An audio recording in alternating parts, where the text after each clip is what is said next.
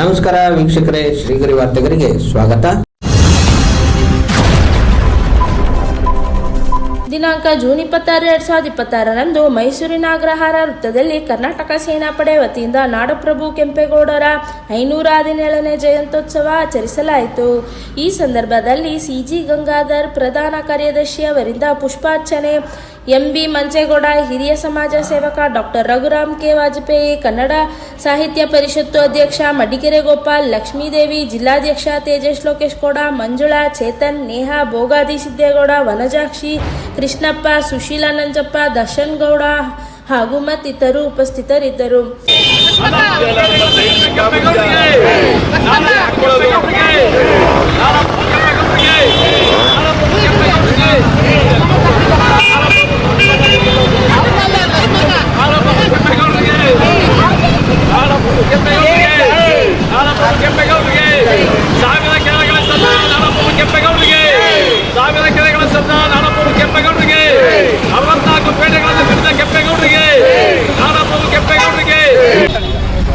ದಿನಾಂಕ 27/6/2026 ಶನಿವಾರ ಬೆಳಗ್ಗೆ 9 ಗಂಟೆಗೆ ಸರಿಯಾಗಿ ನಮ್ಮ ಆದಿಚುಂಚನಗಿರಿ ಸಮುದಾಯದ ಮಹಾಸ್ವಾಮೀಜಿಗಳಾದ ಶ್ರೀ ಸೋಮೇಶ್ವರ ಸ್ವಾಮೀಜಿಗಳು ಕೋಟೆ ಆಂಜನೇಯ ಸ್ವಾಮಿ ದೇವಸ್ಥಾನದಲ್ಲಿ ನಂದಿ ಧ್ವಜಕ್ಕೆ ಪುಷ್ಪಾರ್ಚನೆ ಮಾಡಿದ್ರ ಮುಖೇನ ನಮ್ಮ ಒಕ್ಕಲಿಗ ಸಮುದಾಯದ ನಾಯಕ ಧರ್ಮಪ್ರಭು ನಾಡಪ್ರಭು ಕೆಂಪೇಗೌಡರ ಒಂದು ಏನು 517ನೇ ಜಯಂತಿ ಕಾರ್ಯಕ್ರಮವನ್ನು ಮೈಸೂರಿನಲ್ಲಿ ಹಿಂದೆಂದೂ ಕಾಣರಿದೆ ಅಂತ ಬೃಹತ್ ಜನಸಂಖ್ಯೆಯಲ್ಲಿ ಎಲ್ಲ ನಾಡಪ್ರಭು ಕೆಂಪು ಅಭಿಮಾನಿಗಳು ಎಲ್ಲ ಸೇರ್ಕೊಂಡು ಒಂದು ಬೃಹತ್ ಕಲಾ ತಂಡಗಳ ಜೊತೆ ಎಲ್ಲ ಮೆರವಣಿಗೆಯನ್ನು ಪ್ರಾರಂಭ ಆಗುತ್ತದೆ. ಎಲ್ಲ ನಾಡಪ್ರಭು ಕೆಂಪೇಗೌಡ ಅಭಿಮಾನಿಗಳು ಆಗಮಿಸಿ ಈ ಒಂದು ಸಭೆಯನ್ನು ಯಶಸ್ವಿಗೊಳಿಸಿಕೊಂಡು ತಮ್ಮಲ್ಲಿ ಕೇಳ್ಕೊಡ್ತಾ ಇದ್ದೀವಿ. ಇದರಿಂದ ಸ್ಟಾರ್ಟ್ ಆಗಿ ಅರಮನೆಯಿಂದ ಸ್ಟಾರ್ಟ್ ಆಗಿ ದೇವರಾಜ ರಸ್ತೆ ಮುಖೇನ ಕಲಾಮಂದಿರದಲ್ಲಿ ವಿದ್ಯಾರ್ಥಿಗಳಿಗೆ ಕೆಂಪೇಗೌಡರ ಎಲ್ಲ ಪ್ರತಿಭಾ ಪುರಸ್ಕಾರವನ್ನು ಮತ್ತು ಹಲವು ಎಲ್ಲ ನಮ್ಮ ನಾಡಿನ ಹಿರಿಯ ಸಮಾಜದ ಗೌರವಕ್ಕೆ ಮತ್ತು ಅವರಿಗೆಲ್ಲ ಗೌರವ ಸಮರ್ಪಣೆಯನ್ನು ಮಾಡಲಿದ್ದೇವೆ. ಎಲ್ಲರೂ ಸಹ ತಮ್ಮ ಕೆಂಪೇಗೌಡ ಪ್ರತಿಭಾ ಪುಸ್ತಕರು ಎಲ್ಲ ನಾಡಕ ಹಿರಿಯರು ಮತ್ತು ರಾಜಕೀಯ ಮುಖಂಡರುಗಳು ಆಗಮಿಸಿ ಈ ಒಂದು ಜಯಂತಿಯನ್ನು ಯಶಸ್ವಿಗೊಳಿಸಿಕೊಂಡು ತಮ್ಮಲ್ಲಿ ವಿನಮ್ರತೆ ಪ್ರಾರ್ಥಿಸುತ್ತಿದ್ದೇನೆ. ಈ ದಿವಸ ನಿಜವಾಗ್ಲೂ ನಮ್ಮೆಲ್ಲರಿಗೂ ಸಂಭ್ರಮದ ದಿವಸವೇ.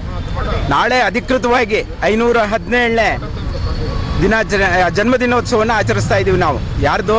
ಅದು ನಾಡಪ್ರಭು ಕೆಂಪೇಗೌಡರದ್ದು. ಬಹುಶಃ ನಾಡಪ್ರಭು ಅಂತ ಕರೆಸ್ಕೊಳ್ಳುವಂತಹ ಒಂದು ವ್ಯಕ್ತಿತ್ವ ಇರೋದು ಕೆಂಪೇಗೌಡರಿಗೆ ಮಾತ್ರ. ನಮ್ಮ ಮುಂದೆ ರಾಜರ್ಷಿ ಅಂತ ಹೇಳಿ ನಾಲ್ವಡಿ ಕೃಷ್ಣರಾಜ ಒಡೆಯರಿಗೆ ಕರೆಯಲ್ಪಟ್ಟರು. ಹಾಗೆ ಬಾಪೂಜಿ ಮಹಾತ್ಮ ಅಂತೇಳಿ ಮಹಾತ್ಮ ಗಾಂಧಿ ಅವರು ಕರೆದ್ರು. ಎಲ್ರಿಗೂ ಒಂದೊಂದು ಹೆಸರು ಅಚ್ಚಿಳಿಯದೆ ಉಳಿದಿರುವಂಥದ್ದು ಇತಿಹಾಸದಲ್ಲಿ ನಾವೆಲ್ಲ ಕಂಡಿದ್ದೀವಿ. ಇವತ್ತು ನಮ್ಮ ಕರ್ನಾಟಕ ಸೇನಾಪಡೆಯವರು ಈ 517ನೇ ಜನ್ಮದಿನೋತ್ಸವ ಕೆಂಪೇಗೌಡರದ್ದು ಆಚರಿಸ್ತಾ ಇದ್ದೀವಿ. ಹಾಗೂ ನಮ್ಮ ಏನು ಅಖಿಲ ಕರ್ನಾಟಕ ಮಟ್ಟದ ಪ್ರಧಾನ ಕಾರ್ಯದರ್ಶಿ ಗಂಗಾಧರ ಗೌಡರು ಇದ್ದಾರೆ. ಹಾಗೆ ನಮ್ಮ ಸಹಕಾರಿ ಧುರೀಣರು ಮಂಜೇಗೌಡರು ಇದ್ದಾರೆ. ಮತ್ತೆಲ್ಲರಿಗೂ ನನ್ನ ಗೌರವಗಳು ಸಲ್ಲಿಸ್ತಾ ಆ ಮಹಾನ್ ಚೇತನಕ್ಕೆ ಕೋಟಿ ಪ್ರಣಾಮಗಳನ್ನ ಅರ್ಪಿಸ್ತಾ, ಏನು ನಾಡಪ್ರಭು ಕೆಂಪೇಗೌಡರ ಚರಿತ್ರೆನೇ ಒಂದು ರೀತಿ ವಿಸ್ಮಯ, ರೋಮಾಂಚನ. ಮುಂದೆ ಎಲ್ಲ ನಮ್ಮ ಮೈಸೂರು ಸಂಸ್ಥಾನ ಇರ್ಬೋದು, ಎಲ್ಲರೂ ಅವರ ಆದರ್ಶಗಳನ್ನ ಪಾಲಿಸ್ತವ್ರೆ.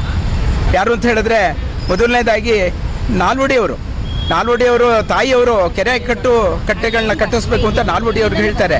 ಅವರೇ ಹೇಳ್ತಾರೆ ಇದೆಲ್ಲ ನಾನು ನಾಲ್ವಡಿಯವರಿಂದ ಆದರ್ಶಗಳನ್ನ ಕಲ್ತಿದ್ದು ಅಂತ. ಯಾಕಂದರೆ ಕೆಂಪೇಗೌಡರ ತಾಯಿಯವರು ಹಾಗೆ ಹೇಳಿರ್ತಾರೆ, ನೀವೆಲ್ಲ ಕೆರೆ ಕಟ್ಟೆಗಳು ಕಳಿಸೋ ಮಗು ಅಂತ ಹೇಳಿ.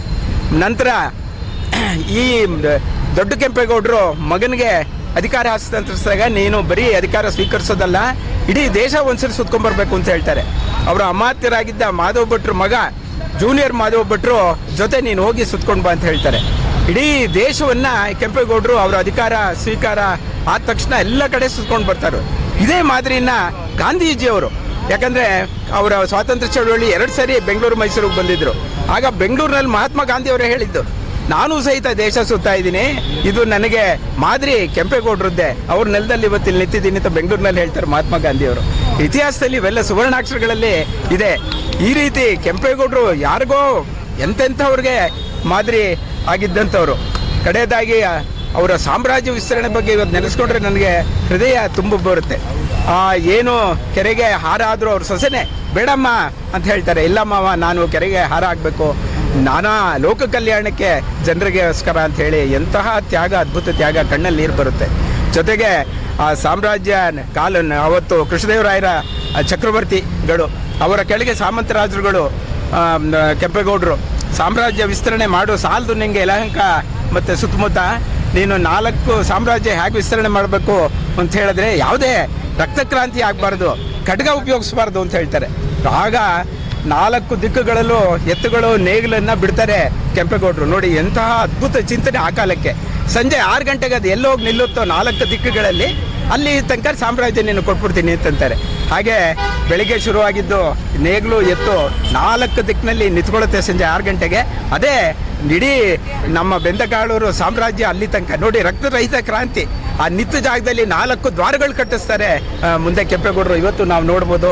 ಜೊತೆಗೆ ಆ ಪೇಟೆಗಳ ಒಂದು ಕಲ್ಪನೆ ನೋಡಿ, ಅದು ಮುಂದೆ ಇಲ್ಲಿ ಅಗ್ರಹಾರಗಳು, ಹುಂಡಿಗಳು, ಹಳ್ಳಿಗಳು ಎಲ್ಲ ಇಲ್ಲಿ ಆಗಬೇಕಾದ್ರೆ ಸಹಿತ ಅದು ಅಲ್ಲಿ ಹಾಗೆ ಉತ್ಪಾದಕರು ಮತ್ತು ಉತ್ಪನ್ನಗಳಿಗೆ ಪೂರಕವಾಗಿ ಅಲ್ಲಿ ಪೇಟೆಗಳು ಮಾಡ್ತಾರೆ ಬೆಂಗಳೂರಿನಲ್ಲಿ. ಅದೇ ಮಾದರಿ ಇಲ್ಲಿ ನಾಲ್ವಡಿ ಅವರು ಅಗ್ರಹಾರಗಳು, ಹಳ್ಳಿ, ಹುಂಡಿ ಇಂಥದ್ದೆಲ್ಲ ಮಾಡ್ತಾರೆ. ನೋಡಿ ಎಷ್ಟು ಆದರ್ಶ ಕಲ್ಪನೆ, ಒಂದು ರೀತಿ ದೂರದೃಷ್ಟಿ, ಮತ್ತು ಸರಿಯಾದ ದಿವಾನರುಗಳನ್ನ ಸೆಲೆಕ್ಟ್ ಮಾಡೋ ದೃಷ್ಟಿ, ಇಂಥದ್ದೆಲ್ಲ ಬಹಳ ಅಭೂತಪೂರ್ವವಾದ ದೊಡ್ಡ ನಿಜವಾದ ಮಹಾಪ್ರಭುಗಿರಬೇಕಾದ ಎಲ್ಲ ಅವ್ರಿಗೆ ಯೋಗ್ಯತೆ ಅರ್ಹತೆ ಇದ್ದಂಥವ್ರು. ಅಂಥವರ ಒಂದು ಜನ್ಮದಿನಾಚರಣೆ ಆಚರಿಸ್ತಾ ಇದ್ದೀವಿ. ತುಂಬ ಸಂತೋಷ ಆಗುತ್ತೆ. ಈ ಆಚರಣೆ ಮತ್ತು ಅವರ ಆದರ್ಶಗಳನ್ನೇ ಎಲ್ಲರೂ ಪಾಲಿಸುವಂತಾಗಲಿ ಇವತ್ತಿನ ಅಧಿಕಾರಿಗಳು ಅಂತ ನಾನಾದರೂ ಈ ಸಂದರ್ಭದಲ್ಲಿ ತಿಳಿಸ್ತಾ ಎಲ್ರಿಗೂ ಮತ್ತೊಮ್ಮೆ ಶುಭಾಶಯಗಳು. ನಮಸ್ಕಾರ. ಇಂದು ನಮ್ಮ ಅಖಿಲ ಕರ್ನಾಟಕ ಒಕ್ಕಲಿಗ ಸಂಘದ ವತಿಯಿಂದ ನಾಡಪ್ರಭು ಕೆಂಪೇಗೌಡರ 517ನೇ ಜಯಂತಿ ಕಾರ್ಯಕ್ರಮವನ್ನು ವಿತರಣೆ ಮಾಡುವ ಮೂಲಕ ನಾವಿಲ್ಲಿ ಕಾರ್ಯಕ್ರಮವನ್ನು ಆಯೋಜನೆ ಮಾಡಿದ್ವಿ. ನಾಡಪ್ರಭು ಅಂತಂದರೆ ನಾವೆಲ್ಲ ನೋಡಿರ್ಬೋದು. ನಾಡಪ್ರಭು ಕೆಂಪೇಗೌಡರು ಹೇಗಾದರು ಅಂತಂದರೆ ಬೆಂಗಳೂರು, ಈಗ ಏನು ನಾವು ನೆನೆಸ್ಕೋತೀವಿ ಬೆಂಗಳೂರು, ಇಡೀ ವಿಶ್ವ ಮಟ್ಟದಲ್ಲಿ ಪ್ರಸಿದ್ಧಿಯನ್ನು ಪಡಲಿಕ್ಕೆ ನಾಡಪ್ರಭು ಕೆಂಪೇಗೌಡರ ಕಾರಣ. ಆಗಿನ ಕಾಲದಲ್ಲಿ ಅವರು ಒಂದು ನಮ್ಮ ಸಮುದಾಯ, ಒಂದು ಜಾತಿ ವರ್ಗಕ್ಕೆ ಸೀಮಿತ ಆಗದೆ ಏನು ಪ್ರತಿಯೊಂದು 64 ಪೇಟೆಗಳನ್ನ ಕಟ್ಕೊಂಡಿದ್ರು ಬೆಂಗಳೂರಲ್ಲಿ. ಅಕ್ಕಿ ಪೇಟೆ, ಬಳೆ ಪೇಟೆ, ಕಾಟನ್ ಪೇಟೆ, ಈ ವೃತ್ತಿಗಳನ್ನ ಮಾಡ್ತಾರೆ. ಅವರವರಿಗೆ ಒಂದು ಪೇಟೆಗಳನ್ನ ಕಟ್ಕೊಟ್ಟರು. ಜೊತೆಗೆ ಬೆಂಗಳೂರಿನಲ್ಲಿ ಸಾವಿರಾರು ಕೆರೆಗಳನ್ನ ನಿರ್ಮಾಣ ಮಾಡಿದ್ದಾರೆ ಜನಗಳಿಗೆ ಕುಡಿಲಿಕ್ಕೆ ನೀರು ಅಂತ. ನಾವೀಗಲೂ ನೋಡೋದು ಬೆಂಗಳೂರಿನಲ್ಲಿ ಏನಕ್ಕೆ ಅಷ್ಟೊಂದು ಮಳೆ ಆಗುತ್ತೆ, ಅಷ್ಟೊಂದು ಇದಾಗುತ್ತೆ ಅಂತಂದರೆ ಅವರು ಕಟ್ಟಿದಂಥ ಕೆರೆಗಳು ಇತ್ತೀಚಿನ ಬರ್ತಾ ರಿಯಲ್ ಎಸ್ಟೇಟ್ ಮಾಫಿಯಾ ಆಗಿ ಎಲ್ಲ ನೀರೆಲ್ಲ ತುಂಬ್ಕೊಂಡು ಕೆರೆ ಕಟ್ಟೆಗಳನ್ನ ನುಂಗಿ ಲೇಔಟ್ಗಳನ್ನ ಮಾಡಿದ್ದಾರೆ. ಅದರಿಂದ ಬೆಂಗಳೂರಿನಲ್ಲಿ ಅಷ್ಟೊಂದು ನೀರು ತುಂಬ್ಕೊಳ್ಳಿಕ್ಕೆ ಕಾರಣ. ಅಂತ ಒಂದು ದೊಡ್ಡ ಭದ್ರ ಬುನಿಯಾದಿಯನ್ನು ಕೆಂಪೇಗೌಡರು ಆ ಇದರಲ್ಲೇ ಮಾಡಿಕೊಟ್ಟಂಥವ್ರು, ಮಾರ್ಗದರ್ಶನ ಕೊಟ್ಟಂಥವ್ರು.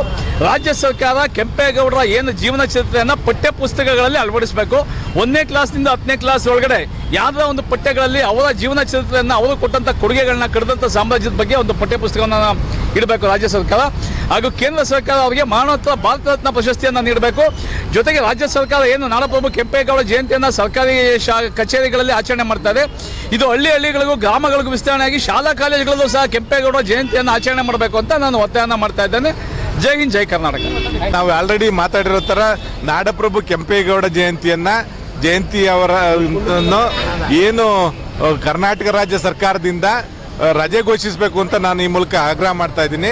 ಮತ್ತೆ ಪಠ್ಯ ಪುಸ್ತಕದಲ್ಲಿ ಅವರ ಚರಿತ್ರೆಯನ್ನು ಅಳವಡಿಸಿ ಎಲ್ಲ ನಮ್ಮ ಯುವ ಮಿತ್ರರಿಗೆ ಅವರ ಚರಿತ್ರೆಯನ್ನು ಓದುವ ರೀತಿ ಮಾಡಬೇಕು ಅಂತ ನಾನು ಎಲ್ಲರಿಗೂ ಕೂಡ ಕೇಳ್ಕೊತಾ ಇದ್ದೀನಿ. ಮತ್ತೆ ಮುಂದಿನ ವಾರ್ತೆಗರಿಯಲ್ಲಿ ಭೇಟಿಯಾಗೋಣ. ಶ್ರೀಗರಿ, ನಿಮ್ಮ ಮನದಾಳದ ಗರಿ.